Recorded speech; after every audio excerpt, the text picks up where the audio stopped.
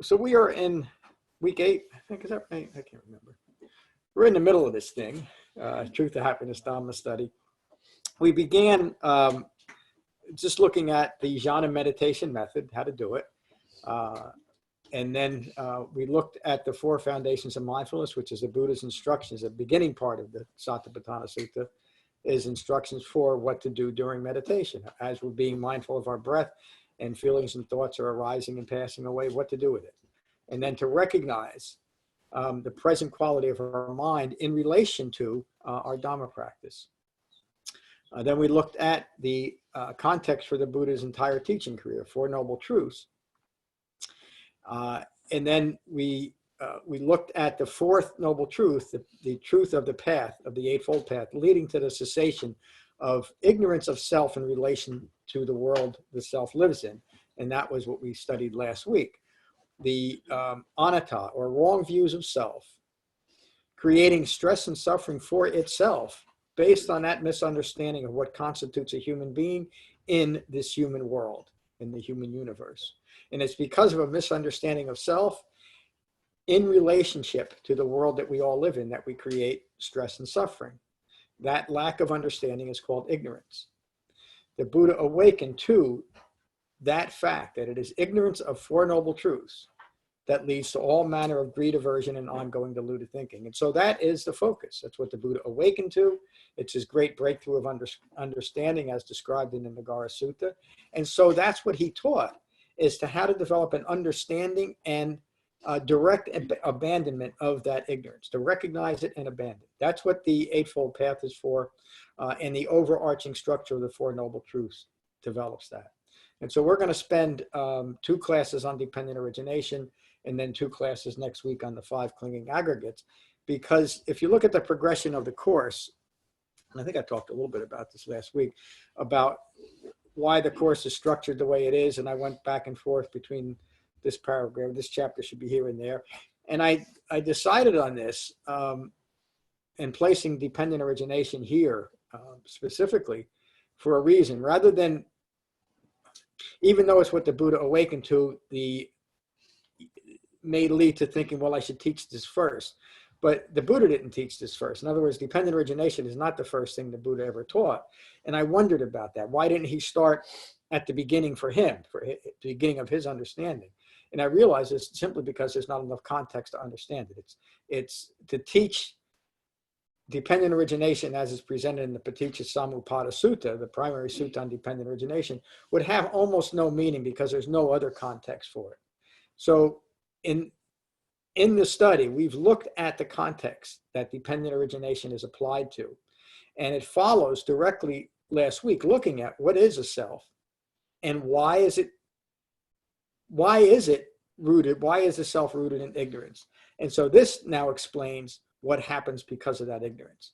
And basically what dependent origination says is from an ignorance of 4 Noble Truths. And 4 Noble Truths simply describes the reality of human life in this impermanent world and a path to understanding that, the Eightfold Path.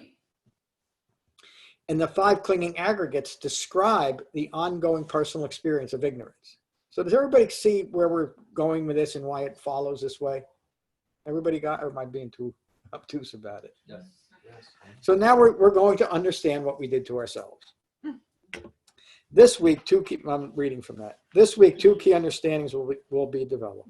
The 5 clinging aggregates and dependent origination. Sometimes dependent origination is called dependent co-arising, and I'll touch on a little bit more of this. And it's almost always called dependent origination, and then there's a slash, and the word interdependence is thrown in there. But when you just look at those 2 words, there's no relationship between dependent and interdependent. 2 different things. Sometimes dependent origination is called interconnectedness. Again, look at even just the title and then what it means. Dependent and interconnected are 2 different things, aren't they? Completely. And one of the most popular phrases used to mask ignorance of dependent origination. I'm using that phrase specifically because the term is used almost as a magic trick. Don't look at what dependent origination really says.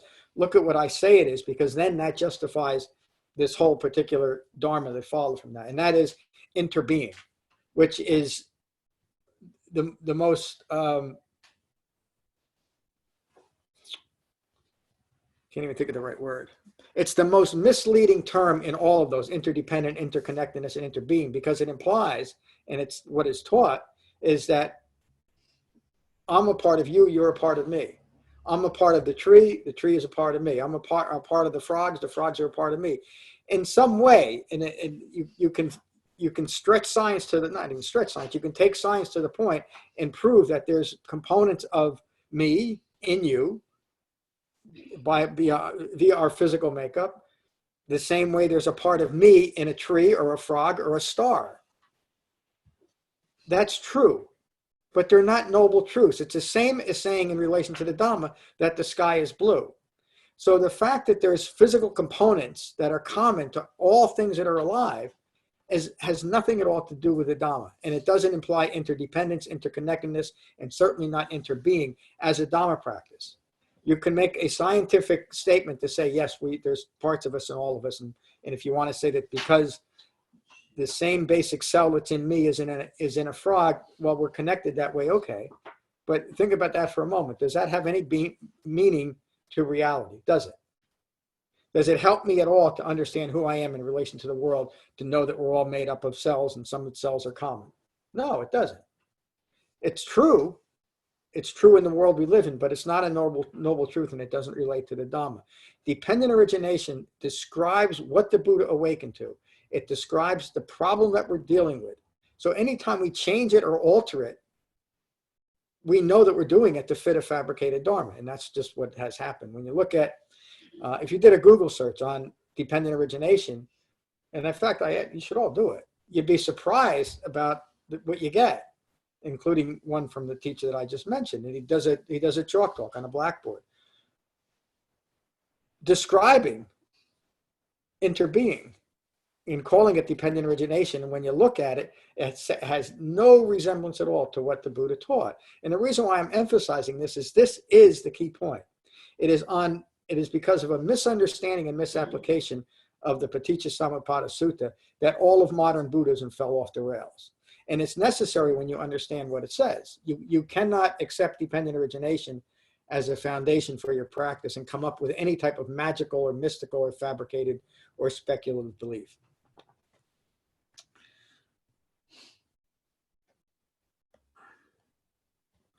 The Buddha's teachings on what constitutes the mental physical form that appears to be the self and the environment necessary for not self or the ego self to arise. That's what the misapplications of dependent origination are developed for.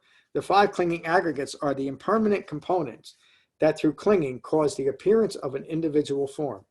Was that clear? I read that pretty quick. The 5 clinging aggregates are the impermanent components that through clinging cause the appearance of an individual form. The 5 clinging aggregates are form, feelings, perceptions, mental fabrications, and consciousness. You remember consciousness from the 6th property person. The 4 elements, earth, wind, fire, and water, the 5th property of the space property, and the 6th property of consciousness. But it's consciousness rooted in ignorance of 4 noble truths in both cases. It's not some grand cosmic consciousness or some type of ignorance-based consciousness that somehow has a remnant of wisdom within it. It doesn't. And that relates to, again, the misunderstanding of dependent origination, which leads to this idea that there's something within me that is awakened. There's a Buddha nature or a Buddhahood or a ground of being. These are all things that relate to something inherently awakened within a human being. But think about that. If a human being was inherently awakened as described by the Buddha, how did that awakened person get so unawakened, get so screwed up, become woke, as it were, today? How did it happen? Well, it didn't happen. We didn't progress from someone who was once awakened, living an awakened life, to somehow falling into this pit of ignorance. How do we know that? How do we know that's not what happened? All we have to do is look at ourselves and look at the life we're living. If there was any shred of understanding in that, our minds couldn't have gotten so diluted, could they? But it's because of this impulsive and compulsive need to ignore my own ignorance that I continue it. And I continue it by clinging together this thing that I think is a form, me, this physical form, taking my feelings personally and using that personalization of my feelings, of impermanent feelings, fading and arising and passing away, to further give validity to this view I have of myself that's causing perceptions based on that original ignorance, leading to a fabricated way of living in the world that is rooted in that fifth form, that fifth aggregate of consciousness, excuse me. So form, feelings, perceptions, fabrications, and consciousness. Does everybody see that as parts of you, as what constitutes a human being? You may, right now in your mind, you might say, yeah, but I'm much more than that. But you agree at least that the 5 clinging aggregates are part of your being. Yes, no? Yes. Everybody can see it, and it's rather simple. We can see the form. We know we have feelings. We know we create perceptions from those feelings, and we know we create mental fabrications based on those perceptions. And we know, of course, that there's a type of consciousness, a way of thinking that's clinging this whole thing together. Well, the Buddha's Dhamma addresses the problem of ignorance where the problem arises, within this thing called 5 clinging aggregates, within form, within our perceptions, within our fabrications, right within our feelings. We take that to the fore every time we meditate. And as we continue to develop the Dhamma, or applying the Dhamma directly where stress and suffering, where confusion, delusion are present within the 5 clinging aggregates. Remember that the 5 clinging aggregates are simply a name given to something. And the reason why I'm saying that is because it's a foreign term, we can get really messed up on what it means and start grasping after a meaning that doesn't need to be grasped after. Everybody here knows what feelings are, what perceptions are, what fabrications are, what feelings are, and what consciousness rooted in ignorance is. And to understand this in relation to the Dhamma is just to say, that's me, as it applies to the Dhamma. It may not be you as you're engaging, you may not be able to see it in your moment by moment life because it's really not all that important. But as Dhamma practitioners, it's important to see this when this arises. When in this moment I find that I'm agitated or distracted, and I take one breath, I can easily identify what is it that's causing this. It's a reaction to something that's threatening this form, or something that I think this form needs, or it's a feeling that arose that triggered something, or it's a perception that arose that's rooted in conditioned thinking that leads to a fabrication. And all of those 4 components are constantly feeding the 5th aggregate of consciousness. So now dependent origination starts taking my attention away from the 5 clinging aggregates. This is me. I need to always be taking care of this thing, this 5 clinging aggregates. It slows it down a little bit. It starts calming the way that we're thinking, that 5th component of consciousness. And it's slowing it down just enough. Another way for slowing it down is concentration, is jhana. It's slowing down this internal process just enough so I can see what I'm doing to myself. And what I'm doing to myself is rooted in ignorance, and it leads to suffering. And continue. Dependent origination describes the 12 causative links that are the actions, or karma means actions, are the actions or karma unfolding that occur as the environment for phenomena of the self to arise. And the only reason I really threw that in is to lead into our next week's study, which is on karma and rebirth. And just to touch on that briefly, if we want to know what our karma is, take a look at the mirror. Karma is present moment unfolding of past intentional actions moderated by the present level of mindfulness. What does that mean? Karma is not something, is not part of this grand universal system of reward and punishment to try and keep us in line. That's not karma. Karma is not some grand system of behavior modification overseen by some godlike creature pulling strings to bring us pain to teach us something about ourselves. That's what the Dhamma does. The Dhamma teaches us about ourselves without any pain, without any fabricated view of karma. That's not what karma means. Karma is the present moment unfolding of past intentional actions moderated by present level of mindfulness, which means, and this is the key to the Dhamma, it's a key to understanding dependent origination and everything else. What I hold in mind in this moment determines my experience of it. That's karma. And if what I'm holding in mind is still rooted in ignorance, my karma is to only continue ignorance. If what I'm holding in mind is developed through the Eightfold Path, is well concentrated and well framed by the Eightfold Path, then this moment, my mind is inclined towards awakening. It's inclined towards a cessation of karma, the cessation of paying for my actions in ignorance. And as soon as my mind starts changing from a mind rooted in ignorance to a mind that is rooted in the wisdom of the Eightfold Path, my karma begins to diminish. But that's not even the goal. In other words, ending karma is not the goal. Because developing the Dhamma to its culmination brings all karma to cessation.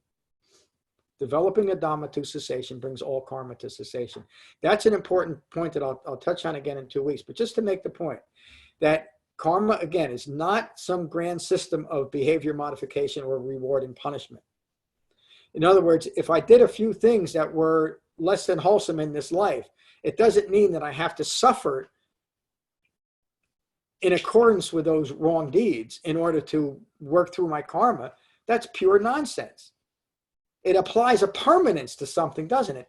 That one idea, that fabricated idea that has grown into a pop culture rendition of what karma is, reward and punishment, it's simply rooted in ignorance. How could it be? It implies a permanence where the Buddha teaches, and we understand, that everything is impermanent, including the results of past actions.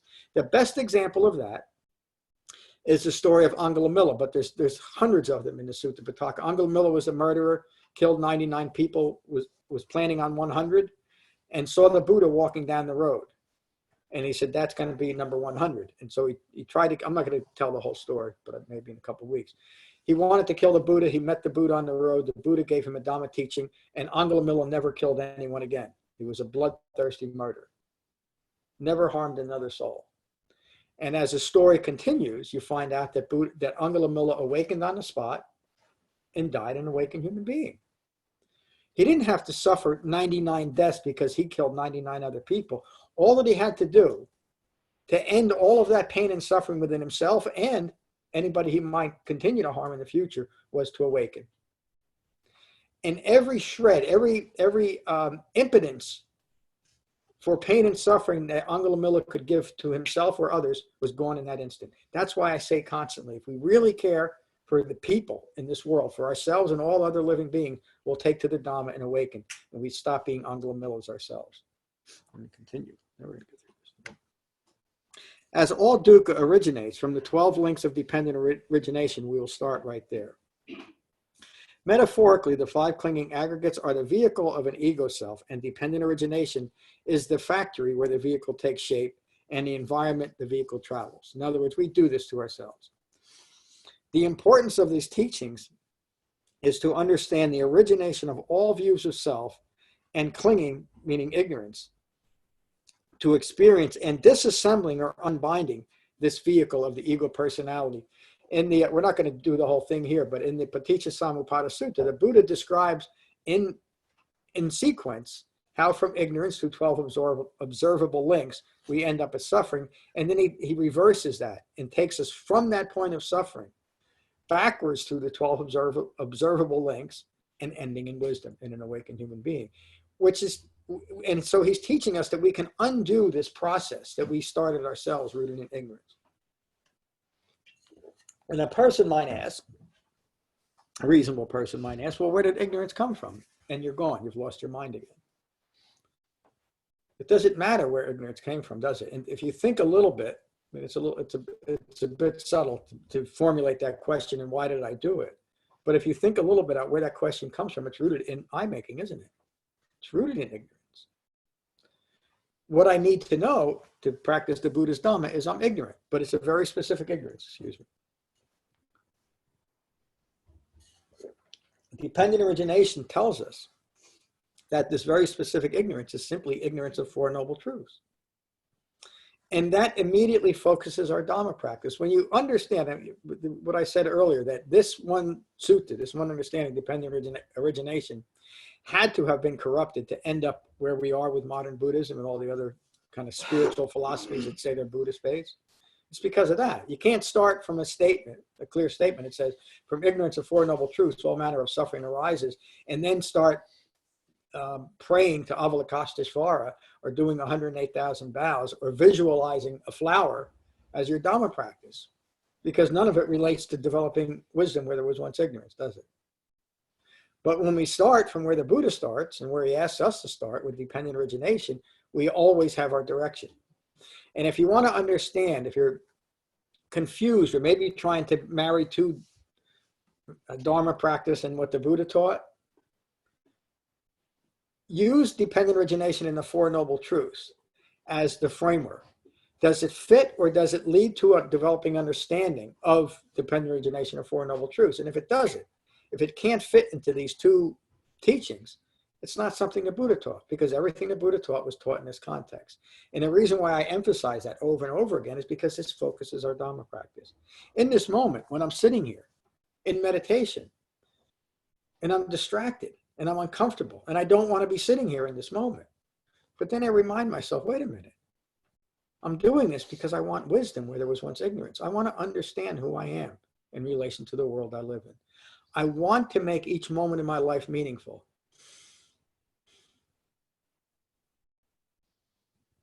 I want to make each moment in my life meaningful. I don't want to have to manufacture meaning in my life anymore by grasping and clinging, do I?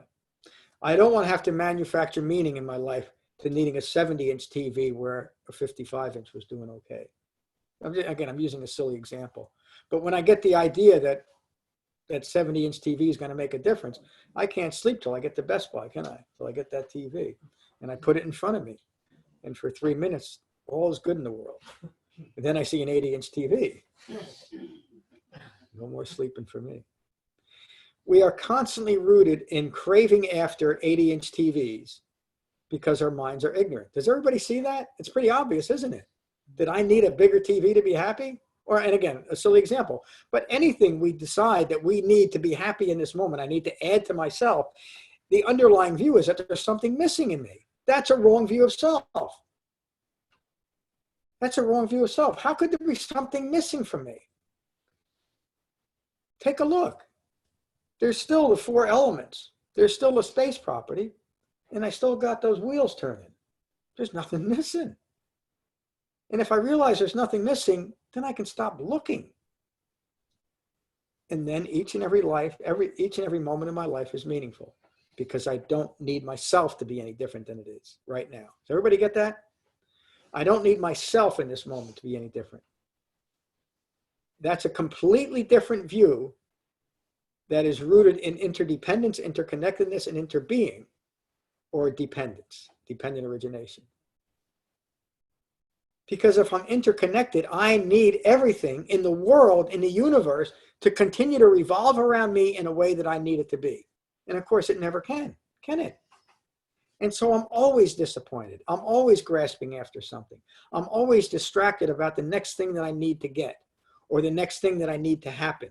And so I'm constantly manipulating this moment in my life.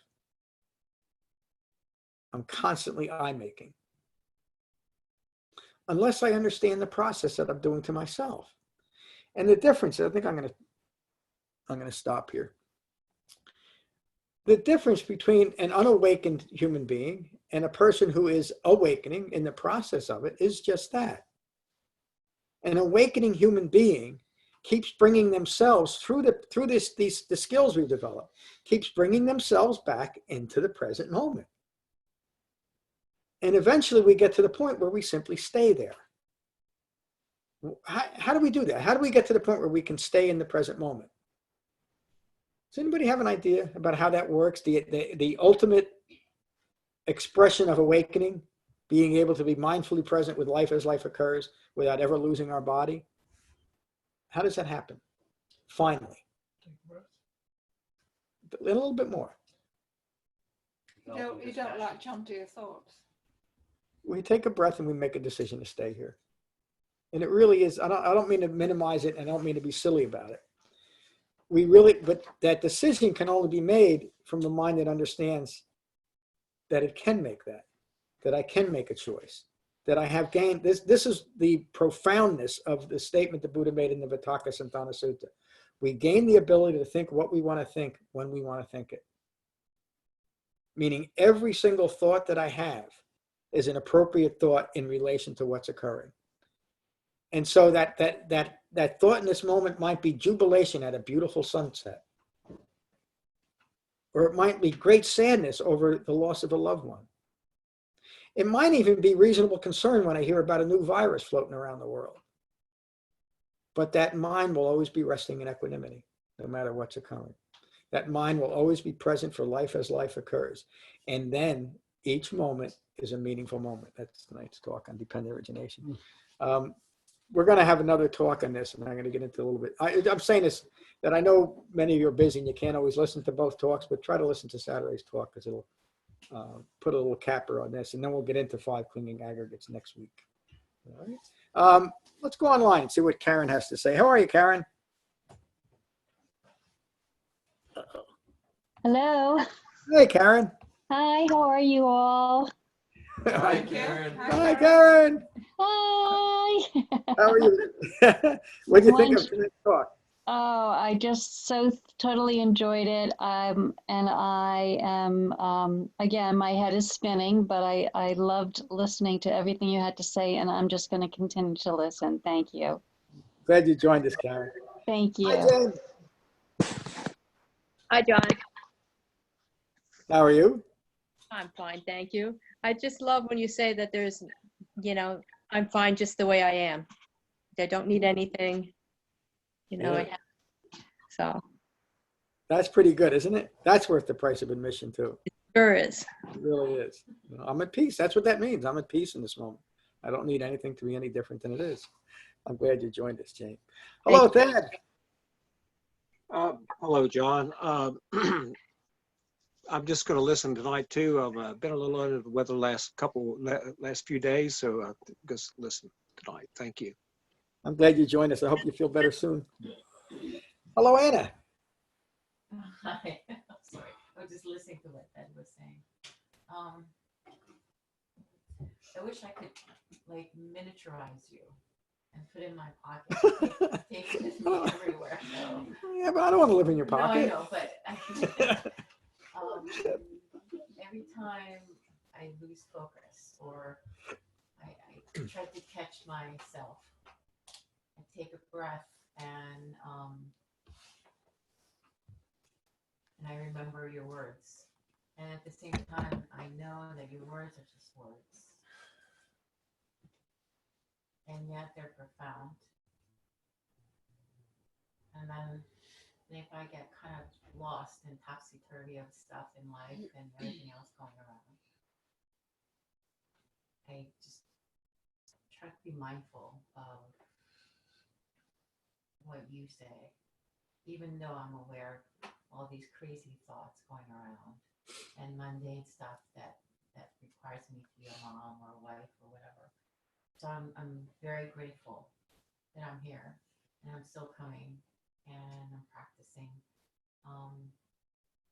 And then I think it's about being in mindfulness and practicing every single day. And to know what you just said is that I'm okay, and I'm okay with the fact that I'm okay. And that is good enough for me. Yeah. And then be mindful of the fact that I'm good enough. Yeah. So thank you. Yeah, thank you for saying it. That, I mean, that is, of course you're good. We're all good enough. How could we not be? You know, it has to be a fabricated belief for me to think that I'm somehow less than someone else or somehow inadequate for human life. The proof is here I am. I'm having it. You know, it's only by weighing it in a competitive way against something that I fabricated myself that I could in any way think that I'm inadequate. But that's a common human problem too. And your words are just words, but authentic Dhamma practice, ehepasiko, means we take those words and we make them alive within ourselves, and you're doing it. You know, good for you. Is that Frank behind you there? Yes. Let's go around that way. I want to, that's some of those rascals in the back row. I want to get to them quickly. So Good to be here tonight. hey, Frank. the teachings on dependent origination and the five Clinging-Aggregates, you know, when you speak about it, it seems to be the most confusing thing in the world to grasp and understand. And it's not until you really can understand what the five Clinging-Aggregates are from personal experience in relation to how it even manifests. Like, so that five Clinging-Aggregates that constitutes a self, which we feel is a self, it manifests from that place of dependent origination. Yep. We need the ignorance, we need the not understanding, we need the not self characteristic person. You know, we just it's hard to explain. It's like you don't know, and that's the not knowing is what causes the attachments and the suffering. And it's not until you can identify in yourself the form, the feeling, the perception, the mental fabrications, and how that all feeds into this sixth sense of conscious mind, and how it originates in craving and clinging. It's really, for me, is where it originated from. And I didn't know that it was from ignorance. I just knew that the clinging and craving was there.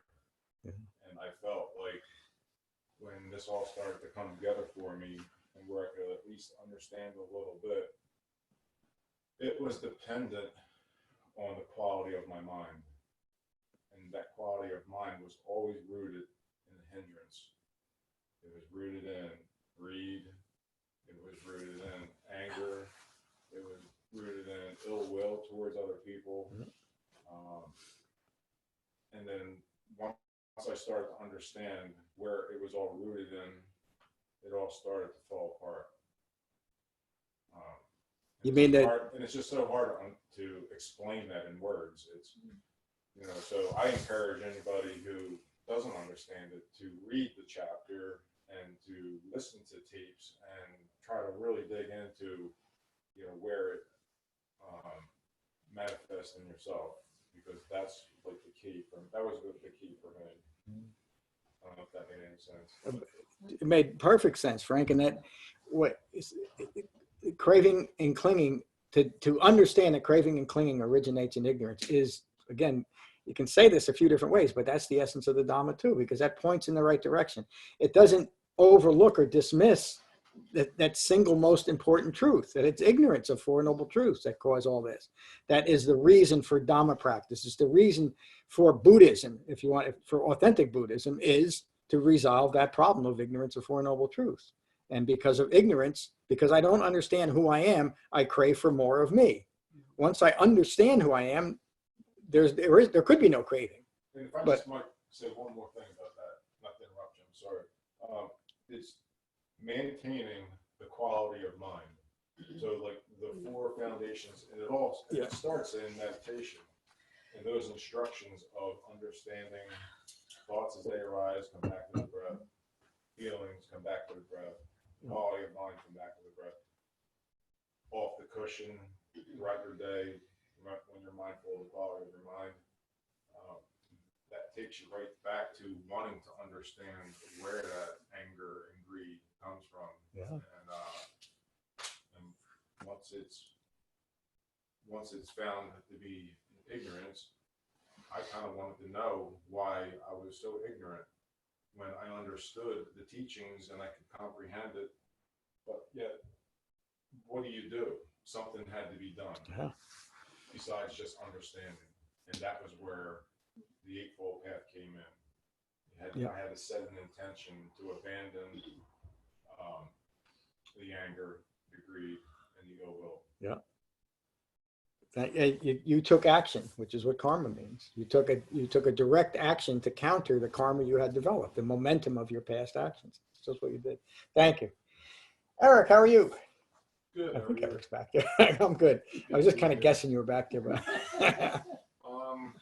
I think I'm just going to listen tonight. I'd appreciate what everyone had to say. I'm glad you're here, Eric. Bill? John? Yeah, I think I'm also just gonna listen tonight. Actually, I have a question. Do you Sure. ever cover your other book, The Spiritual Solution? Can you? No, No. but I'm happy to talk about it anytime you want. Okay. So yeah, just send me an email, give me a call. Cool. My card's over there with my phone number on it. So yeah, I look forward to talking to you about it. Awesome. Yeah, Thanks. good. Thank you. How is your meditation practice going? Today? In general, but yeah, today. Well, between last week and this week, I sat down 3 of the 6 days, 7 days, Good for you. since last week. So we're +3 for the week. Good. So that was nice. And yeah, I do 10 minutes by myself in the morning. And it's so strange how there's an avoidance to it. It's the easiest, it seems like the easiest thing to do is do nothing. Yep. But, man, my mind wants to avoid it at all costs. Really? Has anybody else had aversion to Yeah. But tonight, I don't know what the causation or correlation is or what, but tonight I noticed that my 20 minutes that we did tonight was very, very peaceful and just quiet. It was pretty easy to stay focused on my breath tonight. Thank you. There is a dynamic that develops meditating in a group that just seems to make it better, easier, or something like that. But Yeah. I never question it. But I look forward to. I meditate twice a day, every day for 30 minutes, and I look forward to meditating with the group. It's just something different. So the time you're doing is great. 10 minutes is plenty. I wouldn't add any more time until you get into a routine of meditating twice a day, every day. And in fact, if it made it easier for you to do that, I would say cut back to 5 minutes, 2 5-minute sessions. Okay. And you'll find that doing that on a regular basis, pretty soon you'll be meditating for 20 minutes without too much thought.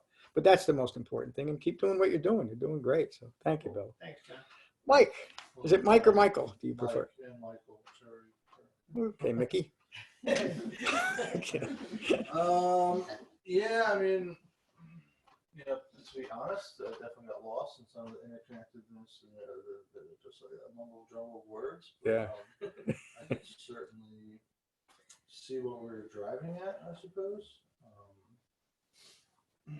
I love the idea of that.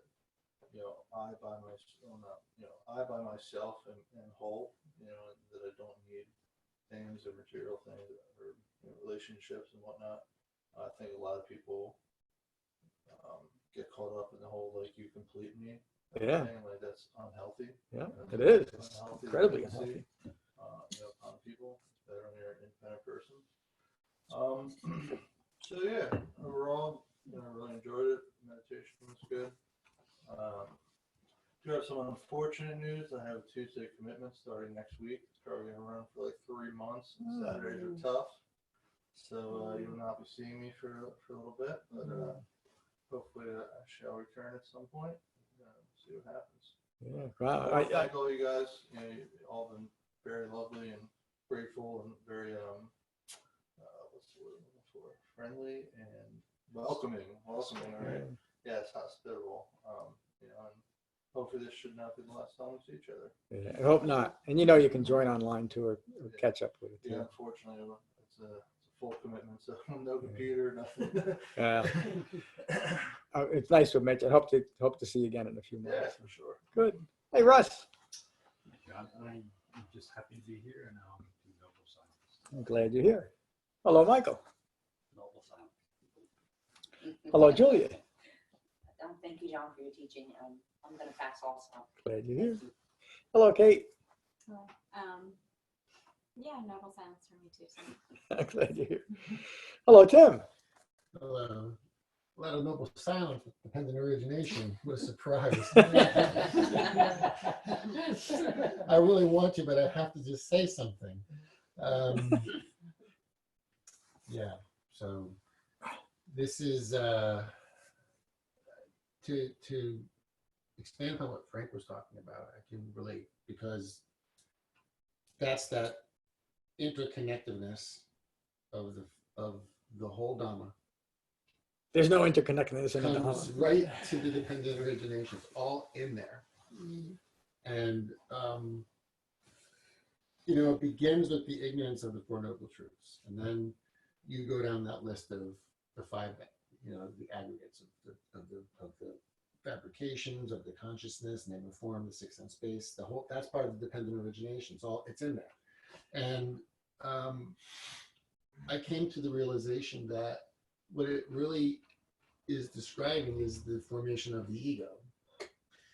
So something that, surprise, surprise, I've been mentioning for the last 3 months, and so is Michael, I think, with discernment and disenchantment with those forms and with those entities that dependent origination comes dispassion. And with that dispassion comes release of that ego. And from that, I don't aspire, or I don't, it's not an identifying goal to be enlightened. It's an identifying, it's not even identifying, it's a goal to live my present life in the moment with understanding. So when that situation arises at work or anywhere, and there's that reaction, and I think you said it, John, and it was something I was searching for a long time ago, to be observed, to observe yourself in that moment, almost taking yourself away and observing yourself. What is the right way to respond to this potentially ego, self-referential reaction that's going to cause this whole causative link of dependent origination that will result in becoming, birth, and death and pain. Mm-hmm. So that's kind of where I am now with dependent origination, which is a lot further where I was last year. So I'm able to have more of an understanding with it through this class that we've been having and through the sangha discussion. But it's an ongoing thing because it happens every moment of birth. Yep. And it could happen quite often, but through mindfulness and concentration, things that we've talked about the last weeks, we can develop the skill to be able to practice that eightfold path. Yeah. So I know it's long-winded. Normally I'm not that long-winded, but that's kind of like where I am with dependent origination, and there's aggregates too. You know, that's that whole ego thing. So I'm very grateful for everybody's input and the class. And so thank you. Thank you. It's becoming more clear, is what you're saying. And, Yeah. and I think after next week in the 5 clinging aggregates, it'll bring a little bit more insight into it. But it really isn't all that difficult. But because it describes something that we fabricated ourselves, it's very hard to see how it fits because we're trying to fit a reality to something that is fabricated. It's enough to just understand that I'm ignorant of the way things are, and because of that ignorance, I've created stress and suffering. And we can get caught up in the 12 links and where they are and how they come about. The time frame between ignorance being present and stress arising is outside of time. It's not something we can track in most cases from beginning, you know, this happened. Oh, and we ended up here. It just happens. It happens outside of time. It happens outside of person. It just happens. And it happens with one thought. And if that thought is rooted in ignorance, it produces another ignorant thought. But one clear thought, one thought rooted in reality, one thought framed by the Eightfold Path begins to diminish that. And that's what you're describing. Yes. So thank you. Hello, Helen. Hello, John. Hello, everybody. It's good to be here. I agree. It takes time to unravel this. I always say it's like peeling an onion, and sometimes you cry. But each time you go deeper, you do understand more, or it becomes clear. And one of the things that I really like about this is that it's non-punitive. You know, you learn something new and it's, you know, or you get a little further.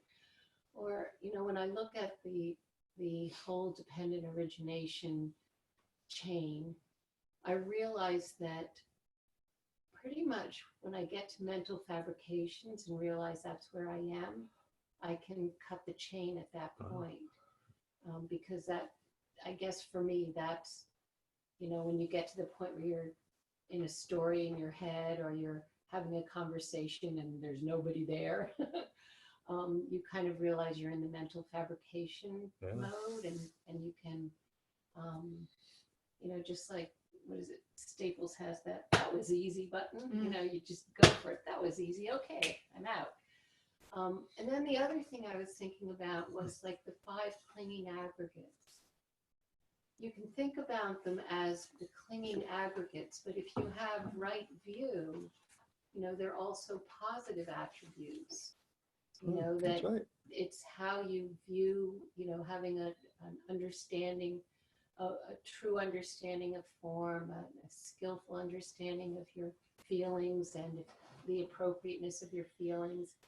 The perception is your right view, your right intention, mental fabrications. Once you recognize them, you know, you can just, you know, laugh them off, you know, if they're way down the road and there is no road, you know, and you just get back to just a skillful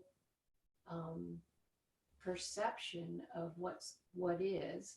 And, you know, it's like you say, at any given moment, you can sort of claim that moment. You can say, I'm here and I can make this decision, or I can say this.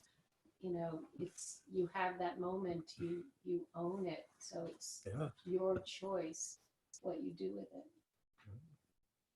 That's, it's art in each and every moment. It's our choice what we're going to do with it. Yeah. And so we can continue to incline our minds towards awakening, or we can play around in ignorance a little bit longer. Thank you, Helen. Hello, David. Glad you're here. Matthew. Hey, everybody.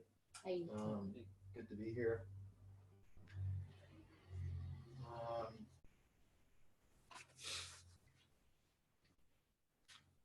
I like listening to what everyone said tonight, and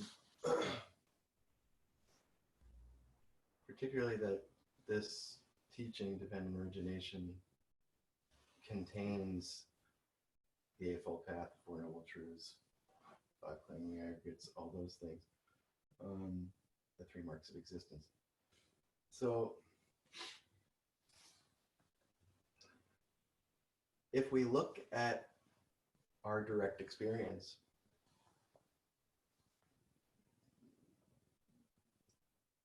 we start with name and form, we go into the 6th sense base. Now we're talking about our direct experience. Ear consciousness, eye consciousness, nose consciousness, blah, blah, blah, blah, blah consciousness. So now we're coming into a body that can now be in contact with phenomena through the 6th sense base. From contact comes feeling.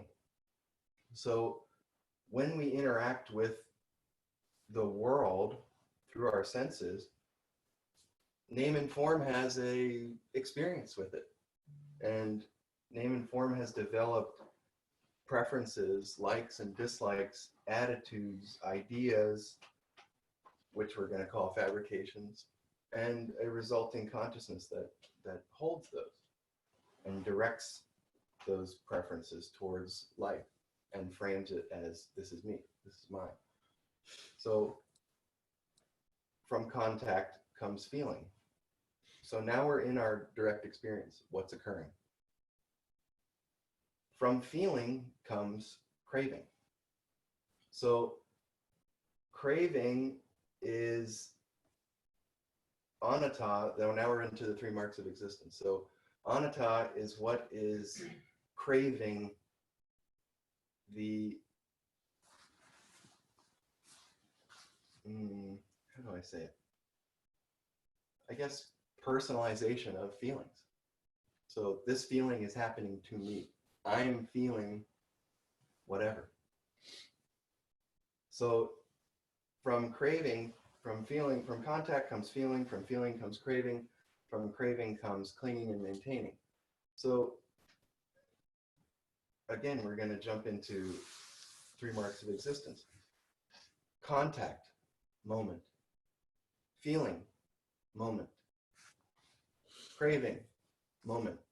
Clinging and maintaining, moment. This is happening within impermanence. These things are arising and passing away all the time on their own. It requires anatta, it requires the fabricated coordination of these aggregates to experience something happening to me when really it's just going poof, poof, poof, it's gone, it's gone, it's gone. But it requires ignorance to continue. Absolutely, that's what starts it. Right? So that's just a little riffing on that. So Yeah. Thank you, Matt. Matt will be teaching the Saturday class in a week from Saturday, followed by a Qigong class. So it's a good Saturday to come up. Thank you. Hello, Lorna. Hi there. I don't think I have anything to say tonight. Thank you. Thank you. Hello, Ram. I'm gonna have to pass too. I'm glad you're here. Not quite here. Well, like they're going to be another talk on dependent origination Saturday again. So if you can't be here, try to listen to it. It's an important teaching, but it really isn't all that difficult. Ignorance of Four Noble Truths is the issue. Developing understanding of Four Noble Truths is the understanding that we gain through Dhamma practice. And the Four Noble Truths simply describe human life. So we're gaining an understanding of human life. It's a pretty good thing to have when you're having a human life to understand it, isn't it? We'll finish with metta as we always do. Nice to have Frank and Eric and guys here for metta. So again, find your relaxed meditation posture and take a moment to become mindful of your in-breath and your out-breath. And these are the Buddha's words on metta from the Karaniya Metta Sutta. This is what should be done by one who is skilled in goodness and who knows the path of peace. Let them be able and upright, straightforward and gentle in speech, humble and not conceited, contented and easily satisfied, unburdened with duties and frugal in their ways, peaceful and calm and wise and skillful, not proud or demanding in nature. Let them not do the slightest thing that the wise will later reprove.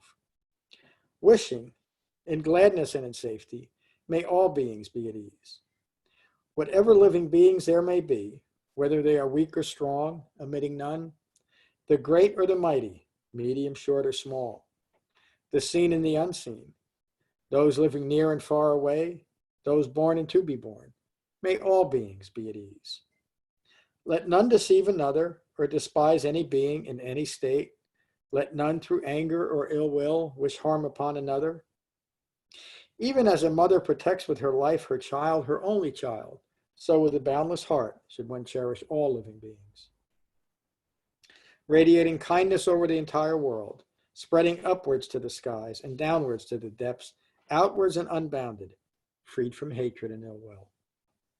Whether standing or walking, seated or lying down, free from drowsiness, one should sustain this recollection. This is said to be the sublime abiding. By not holding to fixed views, the pure-hearted one, having clarity of vision, being freed from all sense desires, is not born again into this world. Thank you all for a wonderful class tonight. Peace. See you, Thad. See you, Jane. Thank you, John. Oh, John. Take care, my friends.